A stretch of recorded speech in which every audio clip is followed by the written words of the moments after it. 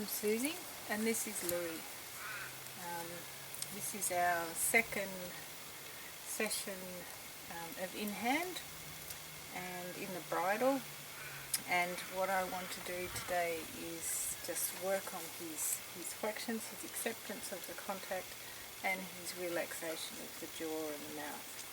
So Loui came to me a bit anxious and he's not really happy with the bit, so I'm trying to get him relaxed about the bit and to stop his habits of bearing down on the bit like this, of grinding on the bit, and of generally not being happy about the bit. So we could go bitless, but then that sort of defeats the purpose of relaxing him about the contact, and really it's not so much about the bit, it's about what's at the end of the bit, which is the hands and what the hands do to the bit in the mouth.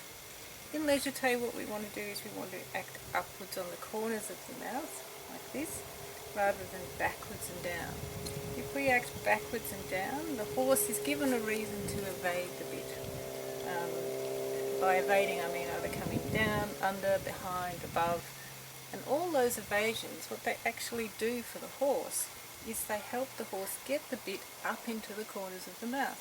If you think about it, if a horse puts its head up, then it's putting the bit up higher in its mouth. If it puts its head down and under, it's doing the same thing. If a horse is leaning down on the bit, it's getting the bit off the bars and the tongue and putting it up into its corners of the mouth. So it's much better that we do that for them, so they don't have to worry about the pain, the potential pain in their mouth, or the actual pain. Good boy. So he's fairly relaxed at the moment, so I need to provoke certain situations. So if I were to stop or to rebalance him, I'd act upwards into the corners of his mouth to raise his head and poll and neck. It's okay. Good boy. Lift him up a little bit. He's alright, he's a bit tense. And there is some grinding.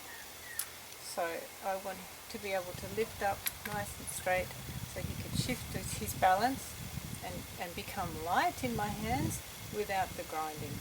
Good boy.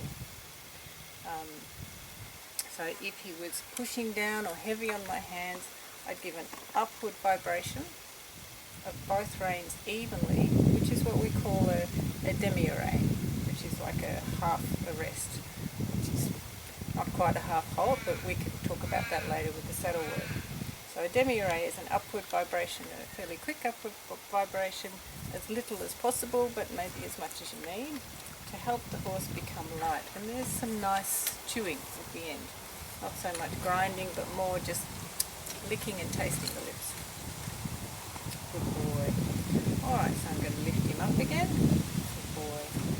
Good boy. And this time I'm going to ask him to bend his neck to the side. He started grinding again. I'm going to release while he's grinding. Went there. This is different. If you see this, this is a different movement of the mouth when he relaxes. Then I can release it that way. Oh, I'll do it again. He's grinding again. Up, up.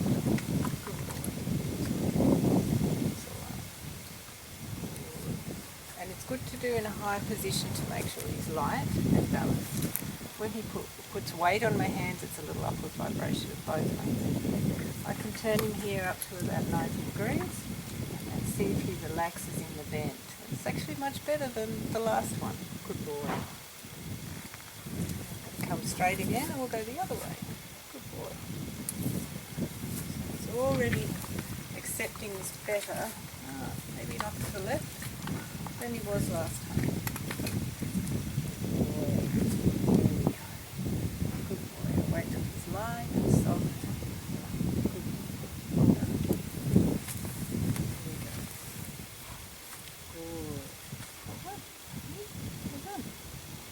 And then what I want to be able to do, because he's a bit leaning on the forehand, is rebalance him back to the hindquarters.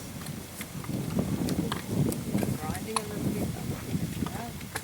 Look at it there. his weight a little bit. It's a bit hard for you to see there because we've just got the head, but it's better from here. I'll do this again. I want to keep his eyes and ears parallel with the ground. And if he's not quite ready for 45, 90 degrees, then I'll just go to 45. Good boy. Straight. His eyes and ears parallel